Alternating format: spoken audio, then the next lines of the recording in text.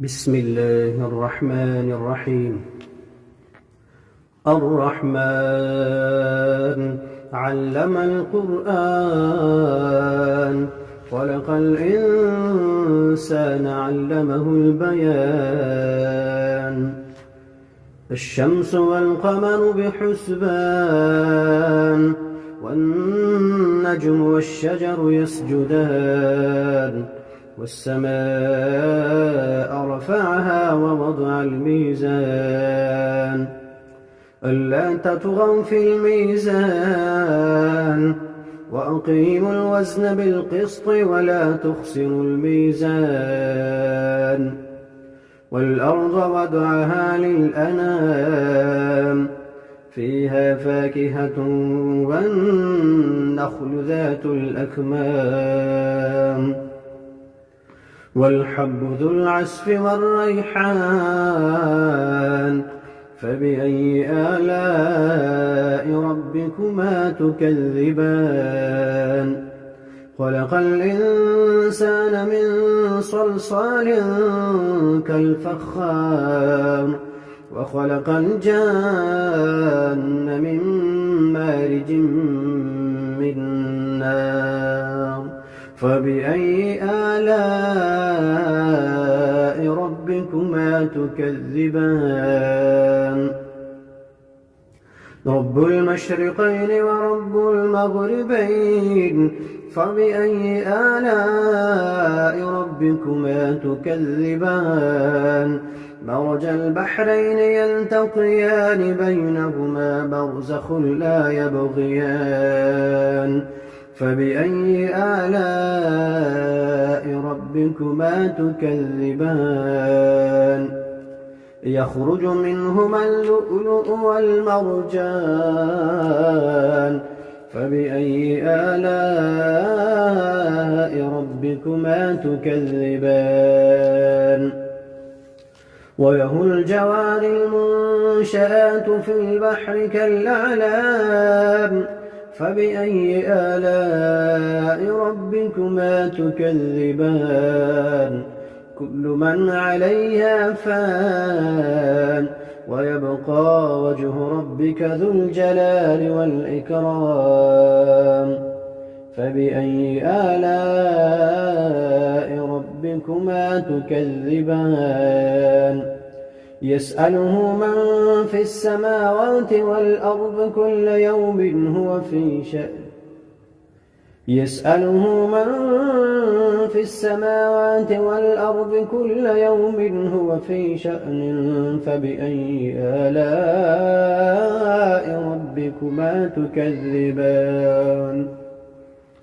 سنفرغ لكم أيها الثقلان فبأي آلاء ربكما تكذبان. يا معشر الجن والإنس إن استطعتم أن تنفذوا من أقطار السماوات والأرض فانفذوا لا تنفذون إلا بسلطان فبأي آلاء ربكما تكذبان. يرسل عليكما شواظ من نار ونحاس فلا تنتصران فبأي آلاء ربكما تكذبان. فإذا انشقت السماء فكانت وردة كالدهان فبأي آلاء ربكما تكذبان. فيومئذ لا يسأل عن ذنبه إنس ولا جان فبأي آلاء ربكما تكذبان. يعرف المجرمون بسيماهم فيؤخذ بالنواصي والأقدام فبأي آلاء ربكما تكذبان.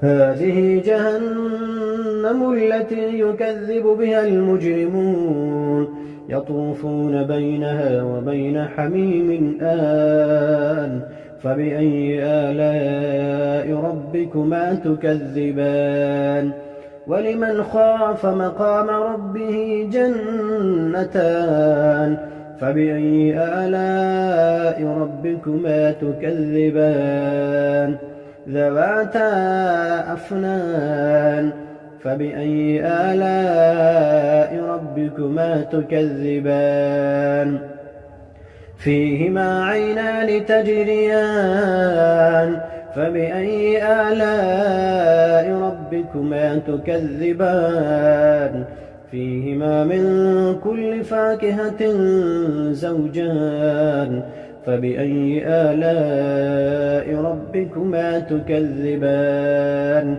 متكئين على فرش بطائنها من استبرق وجنى الجنتين دان فبأي آلاء ربكما تكذبان فيهن قاصرات الطرف لم يطمثهن إنس قبلهم ولا جان فبأي آلاء ربكما تكذبان كأنهن الياقوت والمرجان فبأي آلاء ربكما تكذبان هل جزاء الإحسان إلا الإحسان فبأي آلاء ربكما تكذبان ومن دونهما جنتان فبأي آلاء ربكما تكذبان مدهامتان فبأي آلاء ربكما تكذبان فيهما عينان نضاختان فبأي آلاء ربكما تكذبان فيهما فاكهة ونخل ورمان فبأي آلاء ربكما تكذبان فيهن خيرات حسان فبأي آلاء ربكما تكذبان حور مقصورات في الخيام فبأي آلاء ربكما تكذبان لم يطمثهن إنس قبلهم ولا جان فبأي آلاء ربكما تكذبان متكئين على رفرف خضر وعبقري حسان فبأي آلاء ربكما تكذبان تبارك اسم ربك ذي الجلال والإكرام